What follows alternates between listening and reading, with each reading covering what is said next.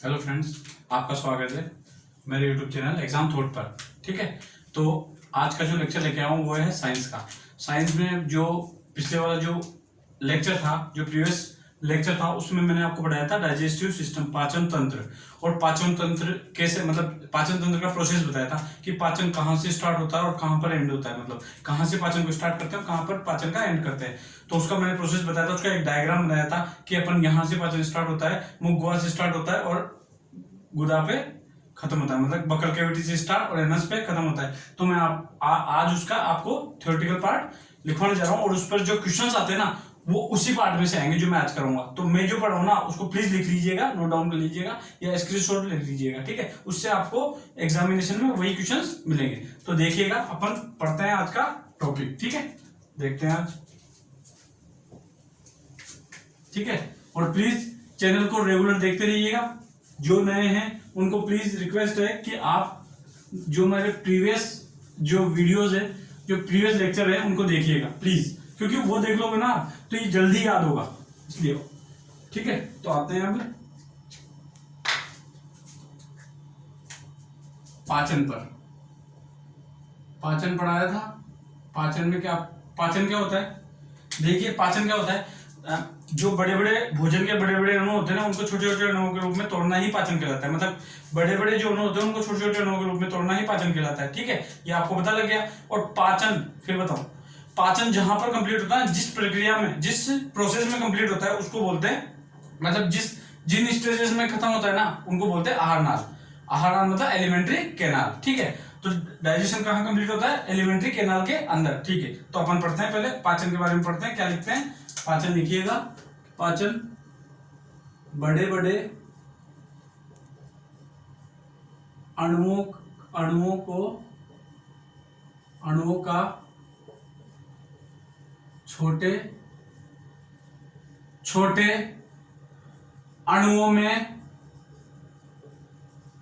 तोड़ना ही पाचन कहलाता है। ठीक है, मतलब बड़े बड़े अणुओं को छोटे छोटे अणुओं के रूप में तोड़ना ही पाचन कहलाता है। ठीक है, अब पढ़ते हैं पाचन की प्रक्रिया जिस स्टेज में संपन्न होती है, मतलब पाचन की प्रक्रिया। और ये जो पाचन जहां पर कंप्लीट होता है, जिस प्रोसेस में कंप्लीट होता है, पाचन है ना, जिस प्रक्रिया में, मतलब प्रोसेस में संपन्न होता है, उसको आहार नाल कहते हैं। आहार नाल कहते हैं। ठीक है, आहार नाल कहते हैं। और आहार नाल की जो लेंथ है वो 9 to 10 मीटर तक होती है।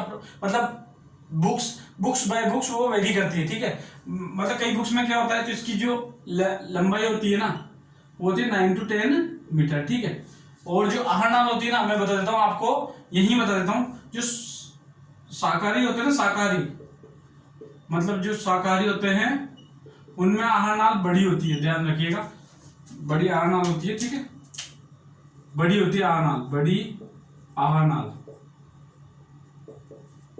क्योंकि अपने जो पहले के मानव थे, जो रामावैदिक थे, मतलब जो भी मानव थे ना, वो उनकी आहार नाल बड़ी हुआ करती थी, क्योंकि वो मतलब घास वगैरह खाया करते थे, मतलब सेलुलोज लिया करते थे। और वो सेलुलोज का, जब भी तो मैंने आपको अपेंडिक्स में बताऊंगा मैं कि सेलुलोज अपेंडिक्स का एक फैक्ट है, वो बताऊंगा आपको मैं जब हम पढ़ेंगे अपेंडिक्स। ठीक है, बड़ी आहार नाल हुआ करती थी, जिसके कारण, बड़ी आहार नाल के कारण है ना। ठीक है, और वो क्या मतलब किसका सेवन करते हैं? सेलुलोज का। ठीक है, ठीक है। और जो मांसाहारी होते हैं ना, मांसाहारी, उनकी आहार नाल छोटी होती है। ठीक है, याद रखिएगा, आहार नाल छोटी होती है, आहार नाल। क्वेश्चन आते हैं, इन पे आ जाते हैं, तो याद रखिएगा। और ये करते हैं प्रोटीन का सेवन। ठीक है, समझ में आता है आपको? बड़ी आहार नाल सेलुलोज का करते हैं, तो ये समझ में आ रहा होगा आपको कि ये क्या है। अब पढ़ते हैं अपन आहार नाल के ऑर्गन जो मैंने पढ़ाए थे। अब अपन पढ़ेंगे मुख गुहा से। भाई अपना खाना कहां से पाचन स्टार्ट होता है? मुख गुहा मतलब बकल कैविटी, फिर ग्रसनी, फेरेंक्स, फिर उसके बाद आता है ग्रसिका, फिर आता है फिर आता है आमाशय, फिर स्टमक आता है आमाशय, फिर उसके बाद आता है अपना स्मॉल इंटेस्टाइन, फिर लार्ज इंटेस्टाइन, फिर आता है रेक्टम, फिर आता है एनस। तो ऐसे याद करिएगा। अभी मैं आपको याद करने का बताया था, पिछली बार भी बताया था आपको लास्ट में, तो वो चीज मैं एक बार और लिखवा देता हूँ, ठीक है। फिर पढ़ते हैं उनके वन बाय वन उनके बारे में, ठीक है। देखिए, ले लीजिए इनका स्क्रीनशॉट। देखिए आगे आते हैं, आगे अब अपन पढ़ते हैं आहार नाल, एलिमेंट्री केनाल, ठीक है। एलिमेंट्री केनाल का प्रोसेसिंग बताई थी मैंने आपको, क्या होती है आहार नाल, आहार नाल, ठीक है। अब मैं बताता हूं इसका आहार नाल के बारे में क्या है, ठीक है। देखिएगा, क्या पहले अपना खाना जब स्टार्ट करते हैं अपन तो मुख गुहा से स्टार्ट करते हैं, ठीक है। तो फर्स्ट अपना जो खाना होता है वो मुख गुहा, ठीक है।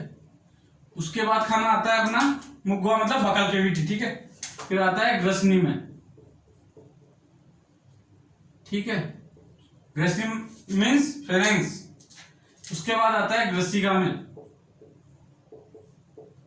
It means oesophagus. फिर उसके बाद आता है खाना अपना स्टमक में, इट मीन्स आमाशय, स्टमक। फिर इसके बाद खाना आता है अपना छोटी आंत, इट मीन्स स्मॉल इंटेस्टाइन। फिर उसके बाद खाना आता है अपना बड़ी आंत, ठीक है। फिर इसके बाद खाना आता है अपना रेक्टम, मलाशय। फिर उसके बाद खाना आता है, लास्ट में अपन खाने को कहां निकाल देते हैं, किसके द्वारा, एनस मतलब गुदा। ये एनस के द्वारा अपन खाना बाहर निकाल देते हैं, ठीक है। याद रखिएगा ये प्रोसेस है अपना खाने का। स्टार्ट कहां से हुआ, मुख गुहा से, बकल कैविटी से, उसके बाद एंड का हुआ एनस में, गुदा में, ठीक है। तो ये अपने प्रोसेस है, इसको वन बाय वन पढ़ते हैं अपन। 1 2 3 4 5 6 7 8 वन बाय वन इनको अपन पढ़ते हैं। तो इसका एक बार और स्क्रीनशॉट ले लीजिएगा। फिर आते हैं अपन मुख गुहा पर, ठीक है। देखिएगा, आते हैं अपन मुख गुहा पर, ठीक है। वैसे मैंने पिछली बार इसको नोट डाउन करवा दिया था, तो ठीक है। अब देखते हैं अपन मुख गुहा, ठीक है।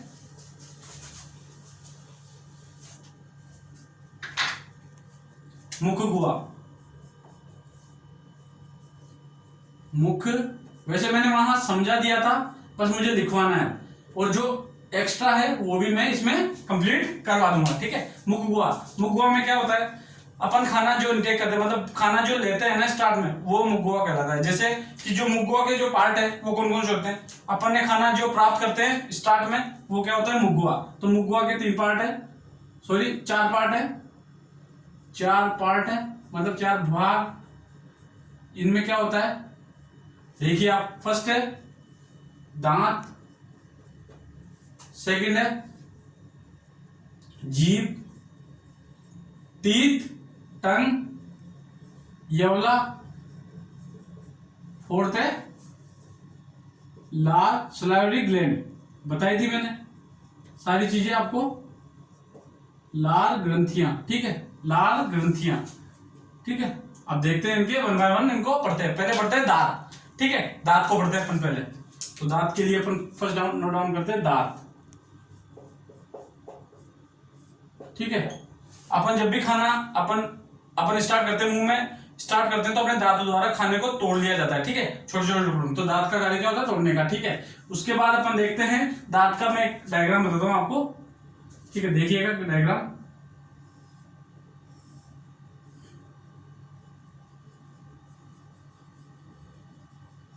ठीक है। ये पार्ट जो होता है ना, व्हाइट पार्ट, अपना बाहर का पार्ट होता है, वो एनेमल होता है, इनेमल, इनेमल। ये पार्ट होता है ना जो सर्कल में, जो जिगजैग में, वो होता है डेंटिन, मतलब ये अंदर की परत होती है इसके इनेमल की, ठीक है। और यहां पे क्या होती है, नर्व होती है, देखिएगा ये नर्व होती है, यहां डेंटिन नहीं लिखता हूं मैं, ये नर्व होती है, नर्व, ठीक है। ये होता है डेंटिन, ठीक है, इसको बोलते हैं डेंटिन, ठीक है। नर्व होती है। और ये जो नर्व है ना वो किसको सेंड करती है मैसेज? ब्रेन को। इट मीन मस्तिष्क को, ठीक है, मतलब माइंड को अपने ये सेंड करती है। अब बताओ क्या सेंड करती है वो बताऊंगा अभी। इनेमल होती है, इनेमल के फैक्ट बताता हूँ। इनेमल जो अपना पार्ट होता है ना वो सबसे कठोर भाग होता है अपने बॉडी का, मतलब सबसे कठोर भाग होता है इनेमल, ठीक है। और ये किसका बना होता है? CaCO3 और CaPO4 का, ठीक है। आपको बता दिया दो चीज होती है इनेमल में। सबसे कठोर भाग क्वेश्चन आता है। फिर सेकंड है ये किसका बना होता है? CaCO3 CaPO4। CaCO3 का फुल नाम क्या है? कार्बोनेट कैल्शियम कार्बोनेट, ठीक है। उसके बाद CaPO4 का क्या नाम है? कैल्शियम फास्फेट, ठीक है। दोनों का क्या नाम है? कैल्शियम कार्बोनेट और कैल्शियम फास्फेट, ठीक है। अब पढ़ते हैं इनके बारे में। लिख देता हूं मैं आपको कि ये सबसे कठोर भाग है शरीर का, सबसे कठोर भाग, ठीक है, अपनी बॉडी का, ठीक है। फिर इसका जो सेकंड है फैक्ट वो क्या है? ये CaCO3 व CaPO4 मतलब कैल्शियम कार्बोनेट व कैल्शियम फास्फेट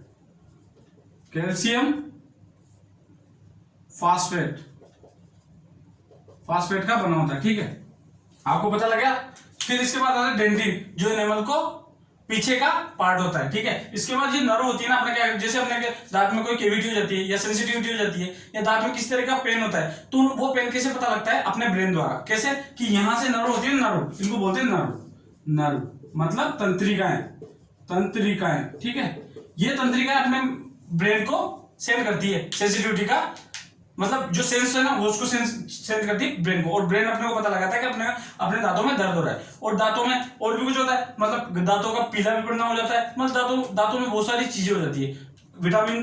किसी विटामिन की कमी से भी दांतों का सड़ना हो जाता है। तो मैं ये सारी चीजें आपको बताऊंगा, विटामिन पढ़ाऊंगा तब, ठीक है। अभी इतना ही है। अब इसके पढ़ते हैं अपन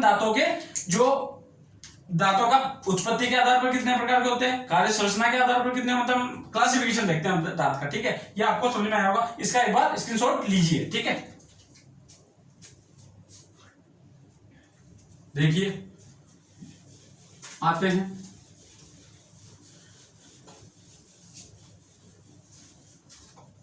ठीक है, आते हैं क्या? देखिए दांतों में अपन देखते हैं दांत उत्पत्ति के आधार पर दांत कितने प्रकार के होते हैं। दांत पढ़ रहे हैं अपन, इसमें देखते हैं उत्पत्ति के आधार पर, ठीक है। देखिएगा उत्पत्ति के आधार पर दांत है ना दो टाइप के होते हैं। कैसे? एक तो मिल्की टीथ मतलब दूध के दांत, और एक एडल्ट टीथ मतलब वयस्क दांत, ठीक है। और मिल्की टीथ कितने होते हैं? वो होते हैं 20, और जो वयस्क दांत कितने होते हैं? 32। एग्जाम में पूछा जाता है मिल्की टीथ कितने होते हैं? 20। और जो एडल्ट टीथ कितने होते हैं? वो होते हैं 32। और 32 में भी डिवाइड होता है। वो कौन कौन से होते हैं? जो एक तो अस्थायी होता है, एक स्थायी होता है, ठीक है। देखिएगा कैसे उत्पत्ति के आधार पर कितने प्रकार के दांत होते हैं, मैंने लिखवा दिया। अब मैं इनको लिखवा देता हूं। ये 2 टाइप के होते हैं, एक तो दूध के दांत मिल्की टीथ, एक होते हैं वयस्क दांत, ठीक है। ये होते हैं, ये कितने होते हैं? 20। ये होते हैं 32। तो 32 किसमें डिवाइड होते हैं? देखिए आप कैसे 32 होते हैं 20 प्लस 12 में, ठीक है। 32 किसमें होते हैं? 20 प्लस 12। तो ये होते हैं अस्थायी और ये होते हैं स्थायी, ठीक है। इट मींस आपका समझिएगा अस्थायी और स्थायी का मतलब क्या है। अस्थायी क्या होते हैं? जो अपने लाइफ में 2 बार आ जाते हैं, और स्थायी क्या होते हैं? एक ही बार आते हैं। अगर इनका डैमेज हो जाता है ना तो ये वापस से मतलब इनका रिपेयरेशन होना मुश्किल है, बिल्कुल नहीं होता, ठीक है। तो इनके ये 2 बार आते हैं लाइफ में, ठीक है। आगे इसके बाद बताए कार्य संरचना के आधार पर कार्य संरचना के आधार पर समझ में आ रहा होगा ना आपको। अभी और समझा दूंगा मैं, लास्ट में रिवीजन करवा दूंगा। आधार पर कितने प्रकार के होते हैं? कार्य संरचना के आधार पर दांत देखते हैं अपन क्या होते हैं। इनको देखने के पहले मैं आपको एक तो मिल्की टीथ और एडल्ट टीथ का एक फॉर्मूला दिखाऊंगा, उसी पे सारे ये दांत अपने को पता लग जाएंगे। मतलब ये 4 टाइप के दांत होते हैं, वो आपको पता लग जाएंगे कि कितने कितने होते हैं, मिल्की टीथ में कितने होते हैं, एडल्ट में कितने होते हैं। ठीक है, पहले देखिएगा फॉर्मूला कौन सा है। मैं बोलता हूं पहले दूध के वाला, दूध दांत वाला है। ठीक है, दूध दांत का फॉर्मूला क्या होता है, देखिएगा 2102 डिवाइड बाय 2102 मल्टीप्लाई बाय 2। याद रखिएगा ये प्लीज, अभी मैं बताऊंगा आपको क्यों याद रखने के लिए बोल रहा हूं मैं। और वयस्क दांत क्या होता है 2123 अपॉन 2123 इंटू 2। मैं बताऊंगा आपको ये याद करने के लिए क्यों कह रहा हूं मैं। ठीक है, मेरे को रटाना नहीं है आधार पर। ठीक है, यहां देखते हैं अब अपन इसको, मैं इसको इरेज कर देता हूं। ठीक है, चलो ठीक है, अब बाद में स्क्रीनशॉट लीजिएगा, इरेज नहीं कर रहा। कैसे कि मैं आपको जो दांत पढ़ाने वाला हूं ना, वो 4 टाइप के होते हैं कार्य संरचना के आधार पर। देखिए अब कौन कौन से होते हैं, आपको याद करने का तरीका होना चाहिए। मैक्सिमम ऐसे ही याद किया जाता है इसको। ठीक है, कैसे ICPM। ठीक है, ICPM। ठीक है, ICPM क्या होता है, आई क्या होता है इंसाइजर, इंसाइजर्स। ठीक है, कैनाइन, सी कैनाइन, प्रीमोलर, मोलर। ठीक है, ये होते हैं दांत। ठीक है, ठीक है, ये दांत होते हैं। अब ये जो दूध के दांत में कितने होते हैं ये पता लगना है अपने को, और वयस्क दांत कितने होते हैं, वयस्क दांत कितने होते हैं। ठीक है, और इनका कार्य ये फाइंड होना चाहिए अपने को। ठीक है, कैसे फाइंड करेंगे अपन, ICPM। अब जो मैंने फॉर्मूला लिखा है ना, इसी से अपन ये चीज फाइंड कर लेंगे कि दूध के दांत में कि ये आई कितने होते हैं, इंसाइजर कितने होते हैं, दूध में कैनाइन कितने होते हैं, दूध में प्रीमोलर और मोलर कितने होते हैं, वैसे सेम उनमें ICPM कितने होते हैं। ठीक है, देखिएगा कैसे, जो ये 2 है ना, ये 2 ये किसको डिनोट करता है, आई को। याद रखिएगा, ये किसको करता है डिनोट, ये किसको करता है 1C को। ठीक है, 1C को। और जो 0 करता है ना 0, ये किसको करता है P को। और ये 2 जो करता है ना, वो फिर अगेन किसको करता है M।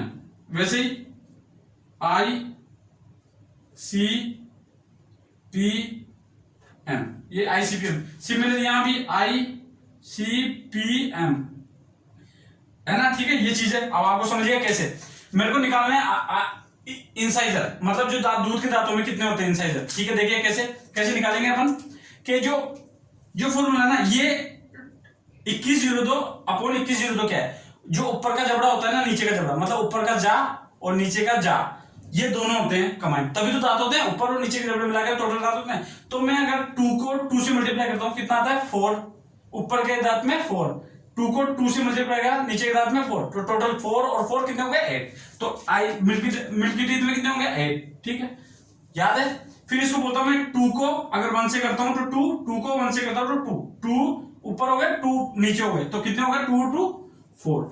फिर मैं इसको 2 को 0 से 2 को 0 से 2 को 0 से मल्टीप्लाई 0, 2 को 0 से मल्टीप्लाई 0, तो इट मींस 0। फिर मैं करता हूं 2 को 2 से 4, 2 को 2 से 4, तो मतलब ऊपर 4 नीचे 4, मतलब 8 टोटल। ठीक है, ये हो गया अपने मिल्की टीथ। ठीक है, अब निकालता हूं मैं इसके एडल्ट, तो 2 2 जा 4, 2 2 जा 4, ऊपर 4 नीचे 4, मतलब टोटल फिर 8। फिर 2 1 जा 2, 2 1 जा 2, 2 2 जा 4। ठीक है, फिर आते हैं 2 2 जा 4, मतलब ऊपर 4, 2 2 जा 4 नीचे 4, मतलब 8। फिर आते हैं 2 3 जा 6, ऊपर 6, 2 3 जा 6 नीचे 6, मतलब 12। ठीक है, ये अपने को दांत फाइंड हो गए। और ऐसे ही फाइंड करना है आपको, मैं बता रहा हूं जैसे ही फाइंड करना है, क्योंकि आप अगर रटोगे ना इन चीज को तो एक ना एक मिस्टेक हो जाती है। क्योंकि क्वेश्चन पूछे जाते हैं कि कैनाइन में जो कैनाइन दांत होते हैं ना, वो एडल्ट दांत कितने होते हैं, कैनाइन जो एडल्ट में कितने दांत होते हैं। मैं पूछूंगा जो प्रीमोलर होते हैं ना, वो कितने होते हैं, किसमें, मिल्की टीथ में, मतलब बच्चों के दूध के दांत में, बच्चों में कितने होते हैं 0।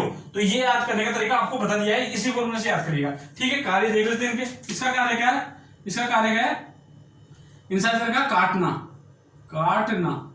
इसका क्या है,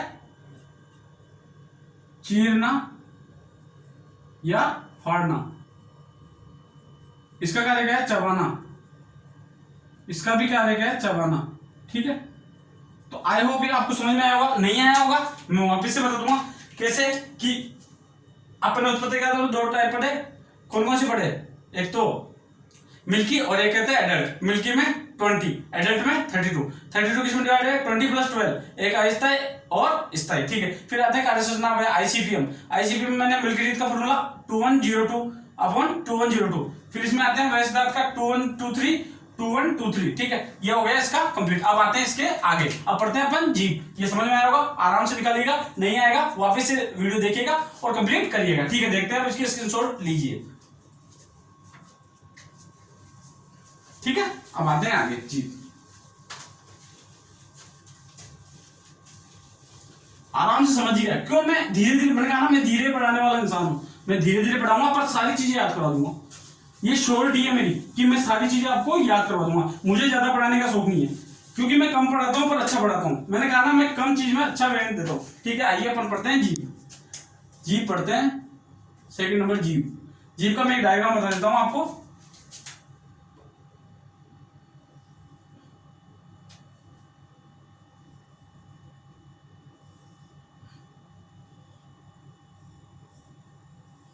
ठीक है, ये होता है हायोड, ये फ्रेनुलम। ठीक है,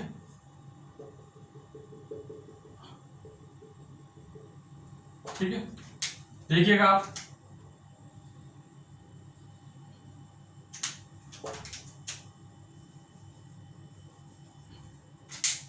ठीक है, मैं आपको जीभ के बारे में बताना चाह रहा हूं कि अपने को कहां से मीठा, खट्टा, कड़वा और जो नमकीन स्वाद आता है। यहां आगे जो फ्रंट है ना, आगे का फ्रंट क्वेश्चन पूछे जाते हैं, इसमें क्वेश्चन पूछे जाते हैं, इंपॉर्टेंट है। ठीक है, इसमें क्वेश्चन पूछे जाते हैं क्या कि मीठा का भाग कौन सा था? आगे वाला जीभ का। ठीक है, इसको बोलते हैं मीठा, यहां से मीठे का पता लगता है।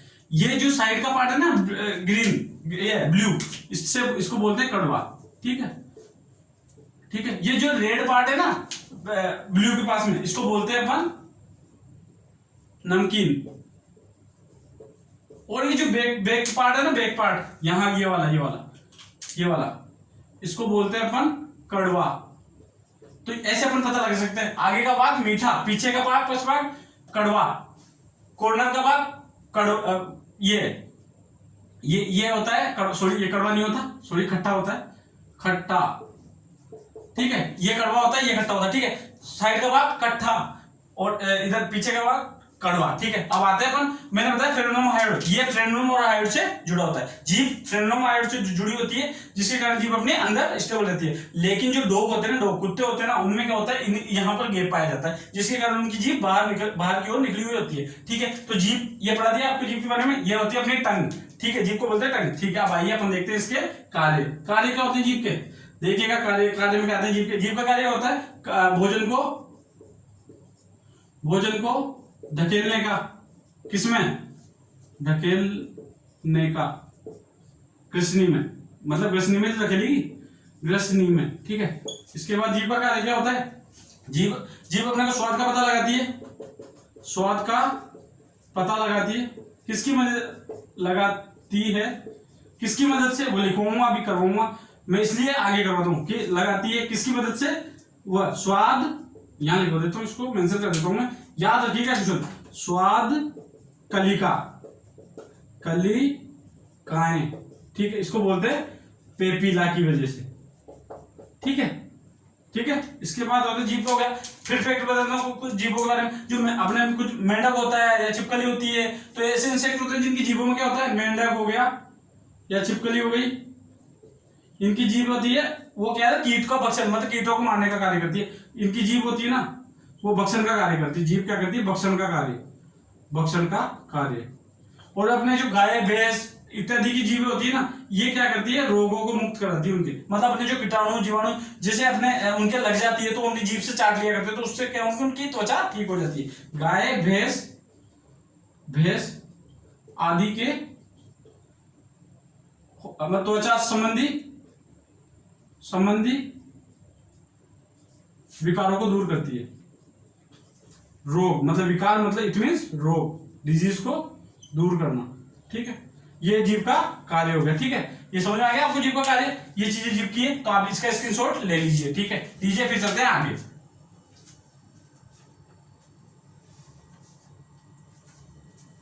ठीक है, आते हैं, अब पढ़ते हैं यवला। अब पढ़ते हैं यवला, ये आपको याद हो जाना चाहिए, बता रहा हूं आपको मैं। अब पढ़ते हैं यवला, क्या होता है यवला,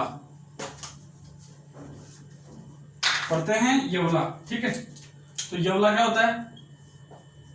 यवला इसका तो सीधा है, ये मांसपेशियों का बना होता है, मांसपेशियों का बना होता है, जीभ भी मांसपेशियों की बनी होती है, मांसपेशियों का बना होता है। ठीक है, ठीक है, ये भोजन को ग्रसिका में धकेलता है। इसके बढ़ जाने से, इसके बढ़ जाने से, इसके बढ़ जाने से, इसके बढ़ जाने से खराटे आते हैं। खराटे के तो और भी रीजन होते हैं, पर इसके बढ़ जाने से अपन लिख सकते हैं खराटे आते हैं। ठीक है, यवला का कार्य हो गया। ठीक है, ये अब आते हैं अपन यवला के बाद अपन पढ़ते हैं इसकी जो लाल ग्रंथियां। लाल ग्रंथियां पढ़ा देता हूं मैं आपको, 4th नंबर आता है लाल ग्रंथियां। ठीक है, देखिएगा लाल ग्रंथियां क्या होती है। लाल ग्रंथियां होती है अपने को जो भी एंजाइम्स होते हैं, लाल ग्रंथियों में कौन कौन से होते हैं, जैसे कि लाल ग्रंथियां 3 टाइप की होती है, कौन कौन सी होती है देखिए। पीएस, ये होती है PSL, पेरोटेड। ठीक है, पेरोटेड, फिर आती है सब मेंडुबल, और फिर आती है लिग्वल। ठीक है, ये हो गई इनकी 3 टाइप की हो गई। अब ये कौन कौन से सीक्रेशन करती है किसका, लार का, क्या लार का सीक्रेशन करती है, कौन कौन सी लार देखिए आप, लार का सीक्रेशन कौन सी करती है, मैं लिखवा देता हूं लार का सीक्रेशन मतलब स्त्रावण। कौन कौन सी क्या करती है ये देखो, ये करती है लाइसोजाइम। ठीक है, लार का सीक्रेशन स्त्रावण। ठीक है, और ये करती है टाइलिन। तो देखिए लाइसोजाइम क्या होता है, लाइसोजाइम क्या होता है, ये सूक्ष्म जीवों को, ये जो भोजन में है सूक्ष्म जीवों को अपने को बचाता है, उनसे उनकी रक्षा, उनको मारता है, मतलब उनको मार देता है, सूक्ष्म जीवों को मारने का कार्य करता है। ये गोमूत्र में पाया जाता है, गोमूत्र में पाया जाता है। ठीक है, ये इसका इफेक्ट है। टाइलिन क्या होता है, टाइलिन एक जो स्टार्च होती है ना, स्टार्च मैं बताता हूं आपको भी, स्टार्च होती है ना, उसको कन्वर्ट कर देता है ये माल्टोज में। ठीक है, मतलब मीठी शर्करा में, ठीक है, स्टार्च होता है, ये किसको कर देता है माल्टोज में, मतलब ये टाइलिन होता है, ये टाइलिन का कार्य होता है यहाँ पे। ठीक है, ये माल्टोज को, स्टार्च को मीठी शर्करा में कहता है। स्टार्च क्या होता है, स्वादहीन होता है, और माल्टोज मीठी शर्करा होती है, तो ये स्वादहीन होता है, स्वादहीन, और इसको बोलते हैं पॉलीसेकेराइड, और उसको बोलते हैं डाइसेकेराइड। ठीक है, ये आगे बढ़ाऊंगा मैं आपको। तो ये इसका लार का स्त्रावण होता है। अब मैं लार के बारे में इसका पीएच बता देता हूं। लार का पीएच होता है, पीएच क्या होता है लार का 6.8। ठीक है, लार का पीएच होता है ये अपना, लार का पीएच हो गया। इसके बाद अपने जो लार स्त्रावण होता है ना, जो अपने मुंह में होता है, और लार के साथ जो भोजन मिलता है उसको क्या बोलते हैं, लार प्लस भोजन मिलकर क्या बनता है, इसको बोलते हैं बोलस, जो अपने मुख गुहा में बनता है। ध्यान रखिएगा, ये मुख गुहा में बनता है, मुख गुहा में बनता है। क्वेश्चन आता है बोलस का, ठीक है, याद रखिएगा। और बोलस बन के जब जाता है ना, तो किस में जाता है, स्टमक में, उसको क्या बोलते हैं, काइम। ठीक है, तो आज के लेक्चर में इतना ही।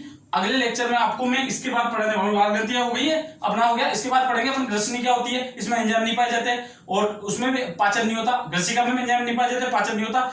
ठीक है, तो और इसके बाद पढ़ेंगे स्टमक, मतलब सारे प्रोसेस पढ़ेंगे। तो आज के लेक्चर का प्लीज रिवीजन करिएगा। तो आज के लिए थैंक यू सो मच, और मेरे चैनल को प्लीज सब्सक्राइब, लाइक और शेयर करिएगा प्लीज, और इसको जरूर देखिएगा। ठीक है, थैंक यू।